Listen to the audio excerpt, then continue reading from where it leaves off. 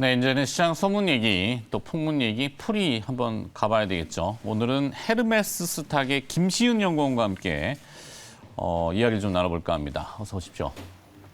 매번 시간에 쫓겨서 개장 때 하셨으니까 오늘은 좀 여유롭게 가보도록 하죠. 몇 가지 주제가 정해진 것 같은데 일단은 윤석열 당선인의 효과로 인해서 대형마트 의무 휴업이 사라질까? 이렇게 정해주셨는데 어떤 의미죠, 이게?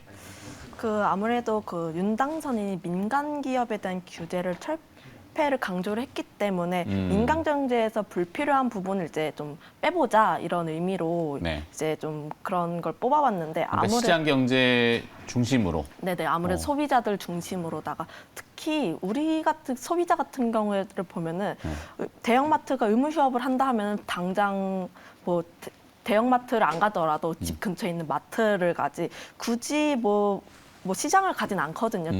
전통 시장을 가지 않기 때문에 사실 대형마트 같은 경우는 의무 휴업을 했던 이유 중 하나가 전통 시장을 살리자는 이유가 가장 컸습니다. 네. 그런데도 불구하고 일반 소비자들은 대형 시장이 조금 더 편리하죠. 사실 카드도 되고. 그렇죠. 그걸 강제로 규제할 수는 없죠. 그러니까 뭐 대형마트가 골목 상권을 침해한다. 그리고 또 뭐 소상공인들의 이제 자영업 하시는 분들한테 피해가 된다?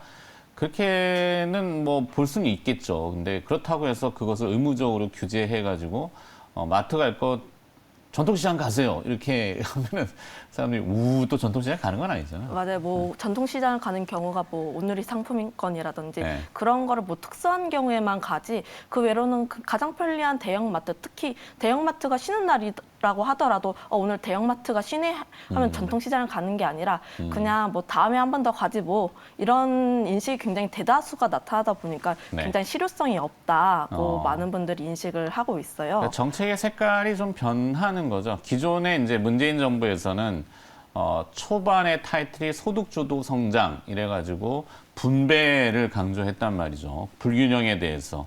물론 이상적으로는 좋은데 그거를 강제 이렇게 한다는 게 해보니까 잘 안 되더라라는 거였고 부동산 정책도 조금 마찬가지였던 것 같고 네, 그런 것들을 착오를 해봤으니까 이번에는 이렇게 바꿔보는 것이 맞겠다라고 하는 취지죠. 네네. 네.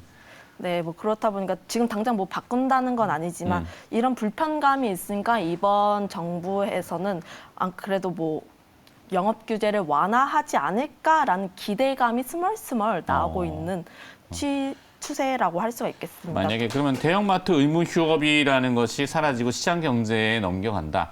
그러면 이제 관련 기업들의 영향은 과연 어떨 것인가? 뭐 아무래도 뭐 관련해가지고 기업들 같은 경우는 그렇게 큰 악재가 없습니다. 악재가 없기 때문에 그렇죠. 이런 전통시장 뭐 상장 기업은 없으니까. 뭐 중앙시장 상장했다든지 네네. 이런 건 없으니까. 네, 그리고 뭐 기존에 있던 오프라인 유통기업 같은 경우에도 보면은 일단 그렇게 큰 악재가 없기 때문에 호재에 좀 민감하게 적용이 될 수가 있겠고요. 더불어서 의무 휴업이 폐지가 된다라고 하면은 한 달에 이틀밖에 쉬지 않더라도 보통 의무 휴업을 하는 날 보면은 주로 일요일입니다. 네. 그렇기 때문에 실질적으로 실적에 굉장히 민감하게 나타날 수 있겠다고 할 수가 있겠고요. 특히 영업시간과 관련해서도 제한이 나타나고 있었는데 지금 현재 뭐 그렇다 보니까 새벽 배송 업체에게 굉장히 쫓기는 모습 보이고 있습니다. 아무래도 뭐 이커머스 관련해서도 이런 제한이 조금 풀어지지 않을까라는 기대감도 나타나지 않을까 보고 있고요. 그러다 보니까 뭐 새벽 배송이라든지 의무 휴업일이 폐지가 된다면 그에 따라서 자연스럽게 실적적으로 뒷받침이 되지 않을까라고 기대를 하고 있는 입장이다라고 볼 수 있겠습니다. 네. 자, 그래서 이제 대형마트들이 유통업체들이 오히려 한번 주목이 될 수 있다. 뭐 이렇게 보시는 것 같고. 자, 이와는 조금 상충될 수도 있어요. 이게 어떻게 해석하느냐에 따라 다른데 한국전력의 한전이라고 그러죠. 전기료 인상에 관련돼서 오늘 발표 예정이었던 2분기 연료비 조정 단가 발표. 이게 어제 하루 전에 연기를 시켰단 말이죠. 사실 윤석열 당선인의 공약 중에 하나가 전기료의 동결이었단 말입니다. 근데 이제 원가가 지금 계속 올라가서 원가 연동제를 취하자면은 사실 전기료 인상은 불가피하다라는 게 중론이고 물론 이제 물가에 미치는 영향들도 고려는 해봐야 되겠지만 이 얘기는 어떻게 보면 앞선 주제, 그러니까 약간 시장 경제를 추구하고 정부의 간섭은 최소화하면서 네거티브한 거. 그러니까 요거 빼고는 다 됩니다라고 하는 그런 취지하고는 오히려 좀 반하는 것 같아요. 이 한전이 만약에 상장 기업이 아니라면야 뭐 굳이 우리가 이렇게 이 시간에 얘기할 필요 없죠. 상장 기업이거든요. 주주들 입장에서 보면은 주주권 침해. 왜냐하면 한전은 지난해 5조 원의 적자, 올해는 20조 원의 적자가 예상된다고 하는데 그러면 이 기업의 주주 가치는 훼손되는 거 아닌가요? 뭐 그렇게 보기는 좀 어려울 것 같다고 그래요? 보고 있고요. 아무래도 뭐 오히려 그렇- 원전 쪽으로 봐야 되나? 네, 저는 제가 뭐 기존의 개장 방송에서도 원전에 대해서 굉장히 좋게 보고 있다. 중장기적인 기대감이 굉장히 크게 나타나고 있다라고 하는 게 사실 그 우리가 많이 사용을 일상적으로 많이 하고 있는 게 전기를 굉장히 많이 사용을 하고 있는데 네. 뭐 일상적으로 전기료를 많이 사용을 한다고 해서 뭐 전기료를 인상을 한다라고 볼 수 있겠습니다. 그럼에도 불구하고 이제 에너지 자체가 좀 제한적이라고 할 수가 있겠거든요. 근데 우리가 일상적으로 에너지를 굉장히 많이 쓰고 전기를 굉장히 많이 쓰면 그걸 어떻게 충당을 할 것이냐 하면은 원자력이 좀 그에 대안이 되지 않을까라고 보고 있습니다. 진짜 아무래도 그래서 원전에 대한 탈원전을 조금 수정해서 원전 가동률을 다시 높임으로써 전기료 인상 분에 대한 상쇄를 조금 감소시키겠다? 뭐 이렇게 되나? 네네 뭐 그렇게 볼 수가 있겠다. 그러니까 신규 원전을 짓는 것은 사실 현실적으로는 지금 어떻게 한전이나 뭐 한수원이나 이쪽에 도움이 될지는 잘 모르겠지만 기존에 이제 폐쇄되려고 했던 원전들을 다시 재가동해서 보수하고 뭐 이런 정책? 네네, 뭐 아무래도 지금 뭐 신고리 5호기나 6호기도 건설 중에 있고요. 네. 그리고 일단 기존 정부에서 탈원전을 했다가 에너지 뭐 지정학적 리스크로 인해서 에너지 대란도 나타나고 있고 지금 뭐 전기료도 문제도 있고 하니까 네. 그에 따라서 원전에 대한 그런 수요가 계속적으로 나타나고 있습니다. 이건 비단 우리나라뿐만 아니라 전 세계적으로도 이런 기조가 확대가 되고 있다고 할 수 있겠는데 뭐 아무래도 원전이 그동안 문제가 됐던 부분이 방사능이라든지 폐기물이라든지 이런 부분에 오염 문제. 네네. 뭐 그런 부분에서 굉장히 큰 걱정이 많았었거든요. 네. 그런데 이제 그런 부분에 대한 부분을 축소를 하고 SMR 시장이 더욱더 크게 확대가 되고 있는 모습 보여주고 있고요. 더불어서 뭐 전 세계적으로 나타났을 때 이유도 네. 그렇고, 네. 네. 이유도 그렇고, 지금 원전 관련 기업들 이래서 이제 물론 이제 대표적으로는 뭐 전기료는 한전이지만 도매 시장에서 전기를 사오잖아요. 뭐 화력발전소에도 사오고 뭐 원자력발전소에서 사오고 하기 때문에 원전 관련 기업들의 최근에 주가가 좀 강했거든요. 네네네. 근데 영향은 별로 없을 거. 뭐 약간 영향은 조금 적을 것으로 그러니까 오늘 판단을 하고 예정됐던 있습니다. 전기료 인상이 후퇴된다 그래갖고 뭐 원전 관련주들이 네, 뭐 내려오고 그렇게 이러진 좀, 않는다는 네, 얘기죠. 크게 영향을 받지는 않을 것 같습니다. 그동안 뭐 원전주들이 정책주로 굉장히 강세를 많이 받았다가 또 최근에 이제 지정학적 리스크도 조금 완화가 되는 모습 보이고 있고 그리고 금리 인상이라든지 불확실성이 해소가 되면서 전체 주가가 상승을 하는 모습을 보여주고 있거든요. 네. 개별주에 의한 상승 흐름이 나타나고 있기 때문에 아무래도 좀 제한적이지 않을까라고 판단을 하고 있습니다. 네.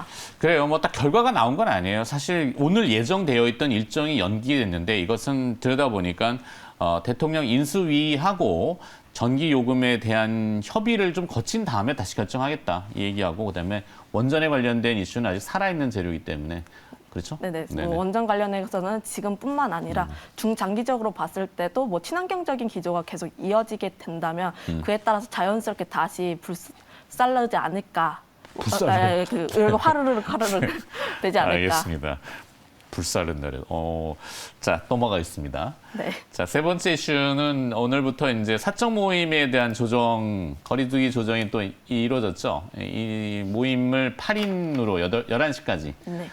됐기 때문에 또 리오프닝이라든지 뭐 전 세계적으로도 지금 보면은 뭐 항공권 수요라든지 그런 보도가 주말에 굉장히 많이 나오더군요. 디즈니랜드 같은데 이제 뭐 예매 사항들 폭발적으로 늘어난 거래고, 예, 뭐 그것이 우리한테도 이제 리오프닝 관련돼서 이슈가 또 연결될 수 있기 때문에 그건 좀 어떻게? 저는 이게 이 호재가 그렇게 크게 다가오진 않을 것 같다라고 판단을 하는 게 네. 새로운 거리두기 지침에 대한 완화가 6명에서 8명으로 늘었습니다. 사실 저는 이게 그렇게 크게 의미가 있을까라고 하는 게 사실 6명이든 8명이 모일 사람은 모입니다. 네. 그리고 테이블을 조금 이제 이렇게 나누는 식으로 해서 모이겠지 그렇게 크게 이제 적용을 했을 때 크게 이렇게 뭔가 영향이 가진 않을 것 같다고 판단을 하고 있고요. 네. 그러다 보니까 뭐 기존에 11시까지 늘어나게 된다면 오히려 뭐 주류 관련해가지고 우리나라 사람들이 또 이제 흥의 민족이다 네. 보니까 뭐 노래방이라든지 주류라든지 그거에 대한 실적적인 뭐 영향이라든지 기대감이 나타나지 않을까라고 오. 보고 있습니다. 네, 뭐 내수 시장 침체되어 있는 내수 시장을 활기를 주는 뭐 그렇게 또 볼 수 네네, 있겠네요. 뭐 일단 뭐 봤을 때 뭐 일단 거래해 보면은 나올 사람들은 다 나왔기 때문에 6명이든 8명이든 그거에 대한 부담감은 좀 적지만 그럼에도 불구하고 주류 시장에서는 조금 영향이 가지 않을까라고 주류. 보고 있습니다. 하이트 진로 같은 거. 네네 화이트 진로, 롯데 칠성 관련해 가지고 뭐 조금 영향이 있지 않을까라고 보고 있는데 그럼에도 불구하고 약간 이제 리오프닝 관련해서는 좀 가는 애들만 가는 그런 시장이 오르는 주식만. 네네. 네. 가고 있거든요. 특히 또 입국자 뭐 자가격리 면제 문제로 인해서 네. 이것도 주변인들한테 한번 물어봤어요. 너 하면은 이제 해외여행 갈 것이냐라고 하면 굉장히 극단적입니다. 나는 그래도 지금 좀 불안하니까 가지 않는다라는 사람과 그래도 난 한 번쯤 가보고 싶다. 근데 가보고 싶다고 하는 사람들 중에 대부분은 해외여행을 많이 안 갔던 분들이시더라고요. 네. 이번 기회에 한번 가보고 싶다 이런 분들이 굉장히 이 의견이 밀려있던 잠재 수요가 분분합니다. 지금 네네. 네, 움틀움틀하는 뭐 네네, 그런 걸로 뭐. 보고 시간 관계상 또 빨리빨리 가야 됩니다. 그렇군요. 셀트리온 문의가 좀 들어왔거든요. 네네. 셀트리온도 재료가 뭐 나온 것 같은데. 네, 셀트리온도 미국과 관련해가지고 진단키트 사업이 호조세를 나타나고 있다 보니까 1년 새 매출만 36배 넘게 증가를 한 모습 보였습니다. 네. 네, 뭐 진단키트 관련해서도 저는 굉장히 좋은 긍정적인 시각을 가지고 있다고 보고 있는데 그럼에도 불구하고 우리나라 국내 주식 같은 경우에는 굉장히 낮게 평가가 되고 있습니다. 진단키트 우리나라에서도 보면은 일단 뭐 조금 기침을 한다던가 아니면 뭐 몸 상태가 안 좋다거나 하면은 바로 자가기 진단 키트를 하고 있습니다. 네. 그렇기 때문에 뭐 집안에서 가지고 있는 진단 키트만 해도 뭐 거의 10개 넘는 집이 굉장히 많게 나타나고 있고요. 더불어서 네, 지금 비상감기약 같은 거, 상비약들을 많이 또 사시죠. 네, 뭐 그런 개념으로 굉장히 많이 수요가 나타나고 있고요. 더불어서 확진자 수가 증가를 하고 있다 보니까 신속항원에서도 수요가 굉장히 많이 나타나고 있습니다. 미국 같은 경우에도 현재 마스크를 쓰지 않고 있습니다. 네. 미국에는 지금 실내에서 마스크를 쓰지 않아도 된다고 할 수 있을 정도로 리오프닝이 굉장히 활발하게 나타나고 있습니다. 그럼에도 불구하고 비상 상비약 개념으로 자가진단 키트에 대한 수요가 계속 증가를 하고 있는 모습 보여지고 있고요. 지금 현재 오미크론이라든지 변이 바이러스로 인해서 그 확진자의 증가세가 조금씩 증가를 하고 있는 모습 보여주고 있습니다. 미국에서. 네. 그러고 있다 보니까 또 거기에서 실적적인 증가도 나타날 것으로 기대를 하고 있고요. 네. 특히 뭐 진단 키트 관련해서도 뭐 영업이익률 면에서 굉장히 좋습니다. 국내 진단 키트 관련 업체들만 추산을 했을 때 50%만 넘습니다. 영업이익률이. 그만큼 고마진 상품군이다라고 보시면 좋을 것 같고요. 네. 자, 근데 조 어구에는 조금 모호한 부분은 있어요. USA 매출이잖아요. 미국 내 매출이 얼마인지 절대 금액은 사실 네네. 잘 그거에 모르겠고요. 대한 거는 제가 뉴스에서 확인을 하지 못했습니다. 이게 그럼- 1억이었는데 뭐 진단 키트가 잘 팔려고 36억 됐다. 네네. 그럼 36배는 맞잖아요. 네네, 그렇습니다. 네, 일단 36억이 근데 절대 큰 금액은 아니거든요. 근데 셀트리온 USA 같은 경우에는 뭐 지분 100%를 보유를 하고 있기 때문에 그에 대한 실적이 그대로 넘어올 가능성이 있겠다고 보여질 수가 있겠고요. 네. 설립 당시에는 사실 USA가 매출이 사실은 없었습니다. 네. 그러나 진단 키트로 인해서 외형 성장세가 계속 나타나고 있다 보니까 그렇죠. 지금 코로나가 사실 그냥 독감처럼 되는 추세가 나타나고 있다 보니까 그에 따른 성장세가 계속 나타나지 않을까라는 기대감도 계속 나타나고 있고요. 알겠습니다. 조금 좀 곰곰이 좀 분해를 해봐야 될 것 같아요. 매출이 얼마나 진짜 절대량으로 어느 정도 되는지, 전체 매출에서 어느 정도 차지하는지, 그게 굉장히 큰 영향을 준다면 주가는 반응할 거고. 네. 36배 조금만 이렇게 집중하면은 착각 굉장히 착시할 수 있기 실적이 때문에. 좋을 것이다라고 하는데 그거 말고도 일단 국내 기업에서는 네. 그 불확실성도 많이 해소가 됐고 오케이. 그리고 램시마라든지 바이오시밀러 관련해서 실적도 좋은 흐름세를 나타나고 있기 때문에 다시 한번 주가가 굉장히 저평가되었다는 측면에서도 네. 접근해 볼 만하다라고 말씀드리겠습니다. 좋습니다. 자, 오늘 또 따로 마련한 기업이 있죠. 풍문이 좀 들려오는 기업이 있는 것 같은데 어떤 기업이 무슨 얘기가 있던가요? 저는 맥스트 한번 골라봤습니다. 맥스트. 네, 메타버스 관련주인데 메타버스로. 뭐 그동안 뭐 금리 인상이라든지 뭐 굉장히 불확실성이 많아지게 되면서 성장주에 대한 그 성장세가 조금 둔화가 되었습니다. 그런데 이제 금리 인상에 대한 불확실성이 해소가 되면서 다시 한번 투심이 돌아오지 않을까라는 기대감도 나타나고 있고요. 그리고 메타버스 관련 시장이 또 저번 주에 그 삼성이었죠. 이슈가 나타나게 되면서 삼성이 관련 시장을 다시 한번 이끌지 않을까라고 말씀을 드리겠습니다. 네. 국내 유일의 AR 소프트웨어 개발 플랫폼이라고 할 수가 있겠고요. 하드웨어 판매량이 연동을 하게 되면서 플랫폼에 의한 그 이용 라이언스를 과금하는 수익 구조로 나타나고 있습니다. 세계 50개 국가의 2만 명 이상의 개발자가 AR SDK라는 걸 이용 중에 있습니다. 네. 관련 플랫폼 시장에서 상용 중인 단계에 진입한 회사가 단 10개뿐에 있는데 우리나라에서는 유일하게 나타나고 있고요. 기술력 같은 경우에는 세계 5위에 나타나고 있다고 보시면 좋을 것 같습니다. 그만큼 기술력 굉장히 튼튼한 회사다라고 보시면 좋을 것 같고요. 특히 그 AR 헤드셋이라든지 글라스 같은 경우에 메타버스 시장이 진입을 하게 되면서 수요는 더욱더 폭발적으로 나타날 것으로 전망을 하고 있습니다. 아무래도 뭐 메타버스가 지금 국내에서 현재로서는 뭐 그냥 핸드폰이라든지 관련해가지고 그런 식으로밖에 적용이 되지 않지만 이제 뭐 3D라든지 진짜 메타버스를 영접을 하기 위해서는 헤드셋이나 글라스에 대한 그 시장이 굉장히 더욱더 커질 것으로 전망을 하고 있고요. 삼성전자 같은 경우에는 AR 기기 관련해서 그 출시를 준비를 하고 있고요. 애플은 올해 출시할 것으로 전망을 하고 있습니다. 그러다 보니까 핵심 기술을 보유한 기업들의 경우에는 재평가 가능성이 나타나지 않을까라고 보고 있고요. 관련 서비스에 대한 것도 8월에 출시할 것으로 전망을 하고 있습니다. 현실과 메타버스 관련해서 이제 괴리감을 굉장히 줄이면서 관련 서비스를 나타낼 것으로 전망을 하고 있는데 W게임즈로부터 이제 투자 유치를 받게 되면서 뭐 게임이라든지 관련해 가지고 구현할 것으로 예정을 하고 있습니다. 네. 그러다 보니까 게임뿐만 아니라 뭐 다양한 체험형 콘텐츠도 관련 서비스에서 가능할 것이다라는 기대감도 나오고 있고요.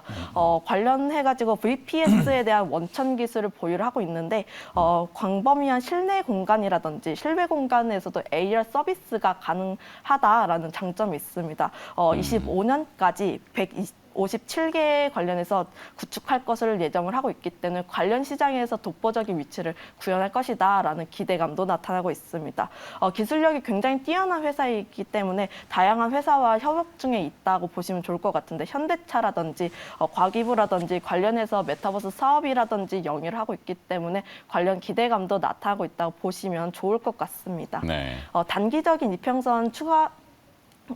단기 이평선이 그 정배열 상태에 나타나고 있는 상황이기 기술적 분석으로. 네네, 기술적 분석 상태로 봤을 때 49,000에서 52,500원 사이에서 분할적으로 매수를 해보시면 좋을 것 같다는 말씀 드리겠고요. 그리고 목표가는 윗 매물대가 있는 59,000원 그리고 손절가는 45,000원 제시해드려 보도록 하겠습니다. 네. 재료나 모멘텀이 살아오고 있는 이 메타버스에 특히 이제 AR이라는 개념으로 아마 그 VPS라는 게 뭐 정확히는 저도 잘 모르겠는데 이게 딱 영어를 보니까 어느 위치에 무슨 사물이 있는지를 파악하는 그 개발 프로그램의 이제 개발자들이 쓰는 소프트웨어죠. 네네네. 그거를 아마 이 회사가 만드는 것 같아요. 네네. 맞는지 모르겠네. 그 관련해가지고 AR 서비스 그냥 간편하게 생각을 하시면 좋을 것 같은데 네. 관련해서 원천 기술을 보유를 하고 있다는 점에 주목을 해보시면 좋을 것 같습니다. 원천 기술이라는 상당히 어감이 좋고 그 원천 기술의 효용성이나 절대적인 그 시장 지배력이 높은지 요걸 파악해 보면은 이 기업에 대한 미래 가치가 좀 보이겠네요. 네네. 공부를 좀 많이 해야 됩니다. 그죠? 네, 알겠습니다. 요즘 시장에서 또 네. 메타버스 이렇게 그러니까요. 메타버스 아니면 뭐 맥스트 이렇게 하는 게 아니라 맥스트가 진짜 무엇을 하는지를 알아보고 결정하는 게 좋을 것 같습니다. 자, 오늘 이런저런 얘기 있던 것도 알아봤고요. 도움 말씀 주신 분은 헤르메스 스탁의 김시은 연구원이었습니다. 고맙습니다.